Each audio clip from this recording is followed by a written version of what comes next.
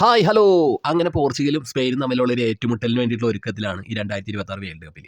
ഇവരിൽ ആര് ജയിക്കും എന്നുള്ള ചോദ്യം മുഴങ്ങുമ്പോൾ ഞാൻ സ്പെയിനിൻ്റെ ടീമിലേക്ക് ഒന്ന് നോക്കുമ്പോൾ എനിക്ക് തോന്നുന്ന കാര്യം എന്താണെന്ന് വെച്ചാൽ കോൺഫിഡൻസ് ലെവൽ 100% ഉയർന്നിട്ടുണ്ട് അവർക്ക്.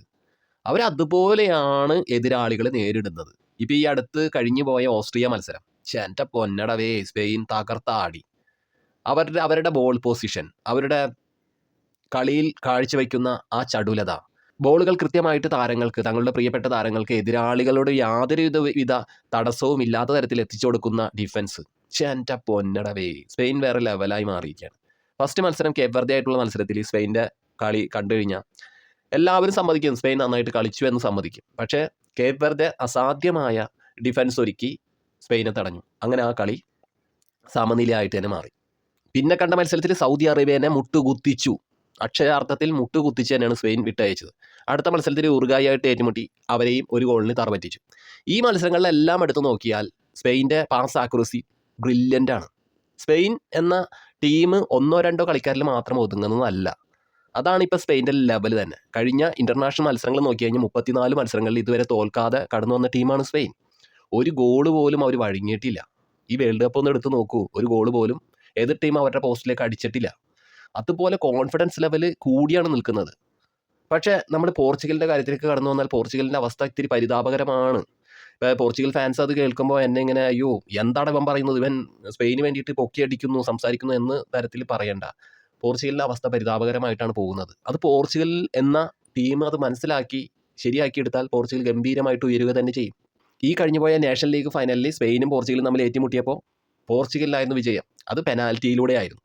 കളിയിൽ പൂർണ്ണമായ കരുത്ത് കാഴ്ചവെച്ചത് സ്പെയിൻ തന്നെയായിരുന്നു. രണ്ട് ടീമുകളും 2 ഗോളുകൾ വീതം അടിച്ചു സമനിലയായി പിരിഞ്ഞു. 16 ഷോട്ടുകളാണ് സ്പെയിൻ അന്ന് പോർച്ചുഗലിൻ്റെ പോസ്റ്റിലേക്ക് അടിച്ചത്. 94% പാസ് ആക്യുറസി സ്പെയിൻ പുലർത്തി. പക്ഷേ പെനാൽറ്റിയിലൂടെ അങ്ങനെ പോർച്ചുഗൽ വിജയം കയ്യെത്തി പിടിക്കുകയായിരുന്നു. ഇപ്പോൾ ഈ വേൾഡ് കപ്പിലെ ഓരോ മത്സരങ്ങൾ എടുത്ത് നോക്കിയാൽ DR കോങ്കോയായിട്ട് പോർച്ചുഗൽ ഏറ്റുമുട്ടിയപ്പോൾ നല്ലതുപോലെ വിയർത്തു, കഷ്ടപ്പെട്ടു, ഞെരിഞ്ഞാണ് ആ മത്സരം സമനില പിടിച്ചു വന്നത്. അടുത്ത മത്സരത്തിൽ പോർച്ചുഗൽ ഒന്നുകൂടി ഉണർന്ന് കളിച്ചു. ഗംഭീരമായിട്ട് തന്നെ 5 ഗോളുകൾ ഉസ്ബെക്കിസ്ഥാന് കൊടുത്തു. ഉസ്ബെക്കിസ്ഥാൻ്റെ വലയിലേക്ക് 5 ഗോളുകൾ ഇട്ട് കൊടുത്തു. ക്രിസ്ത്യാനോ റൊണാൾഡോ ഗംഭീരമായി കളിച്ചു. അടുത്ത മത്സരത്തിലേക്ക് കടന്നു വന്നപ്പോൾ അടുത്ത മത്സരം കൊളംബിയ ആയിട്ടായിരുന്നു. ആ മത്സരവും നല്ല കീറാമുട്ടി മത്സരം തന്നെയായിരുന്നു. സമനില ഒരു വിധത്തിൽ പിടിച്ചു എന്ന് പറയേണ്ടിയിരിക്കുന്നു. പിന്നെ കടന്നു വന്ന അടുത്ത മത്സരത്തിൽ ക്രൊയേഷ്യനെ പോർച്ചുഗൽ മുട്ടുകുത്തിച്ചു. ഈ മത്സരത്തിലും കുറച്ച് നിറം മങ്ങലുകൾ കാണാൻ സാധിച്ചു എന്നുള്ളത് സത്യസന്ധമായ കാര്യം തന്നെയാണ്. ഒരു യഥാർത്ഥ പോർച്ചുഗൽ ആരാധകന് ഈ കാര്യങ്ങൾ കൃത്യമായിട്ട് മനസ്സിലാവും.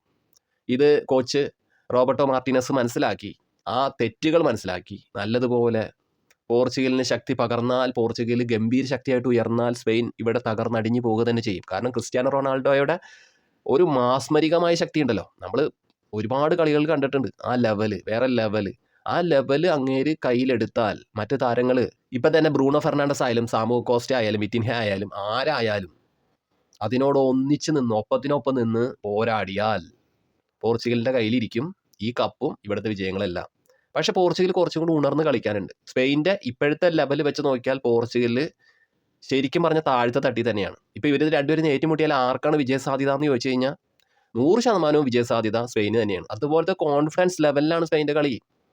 സ്പെയിൻ്റെ താരങ്ങൾ അതുപോലെ ഗംഭീരമായിട്ടുള്ള കരുത്തോടുകൂടിയാണ് നിലനിൽക്കുന്നത്. പെട്രി, റോഡ്രി, കുക്കറെല്ല, ഒയർസബാൽ, ലെപ്പോർട്ടെ, കുബാർസി, അങ്ങനെ ഒരുപാട് താരങ്ങൾ എല്ലാവരും ഗംഭീരമായ കരുത്തോടുകൂടിയാണ് നിലനിൽക്കുന്നത്. ഒരു താരത്തിന് എവിടെ നിയോഗിക്കണമെന്ന്, എങ്ങനെ കളിക്കണമെന്ന്, എങ്ങനെ അവർക്ക് കളിക്കളത്തിൽ വിസ്മയങ്ങൾ സൃഷ്ടിക്കാൻ കഴിയുമെന്ന് മനസ്സിലാക്കുന്ന കോച്ചാണ് സ്പെയിൻ്റെ പരിശീലകൻ. അദ്ദേഹം അതിഗംഭീരമായാണ് ടീമിനെ ഒരുക്കുന്നത് ഓരോ മത്സരങ്ങൾ കഴിയുമ്പോൾ. ലാമിൻ യമാൽ ഫോമായില്ലെങ്കിൽ ഒയർസബാൽ ഫോമാവും. ഒയർസബാൽ ഫോമായില്ലെങ്കിൽ അതുപോലെ തന്നെ ഫെറൻ ടോറസ് ഫോമാവും. ഡാനി ഓൾമോ ഫോമാവും. ആ ഒരു ടൈപ്പിലുള്ള ഒരു കളി മേക്കിംഗ് ആണ് ഓരോ ദിനവും അവരൊരുക്കുന്നത്. സുബിമെൻഡിയൊക്കെ ഗംഭീരമായ കളിക്കാരനാണ്. അപ്പോൾ ക്രിസ്ത്യാനോ റൊണാൾഡോയുടെ പറങ്കിപ്പട ഒന്ന് സൂക്ഷിച്ചിരിക്കണം എന്നുള്ളതാണ് എൻ്റെ ഉപദേശം. അപ്പോൾ എന്താണ് പ്രിയപ്പെട്ടവരെ നിങ്ങൾക്ക് പറയാനുള്ളത്?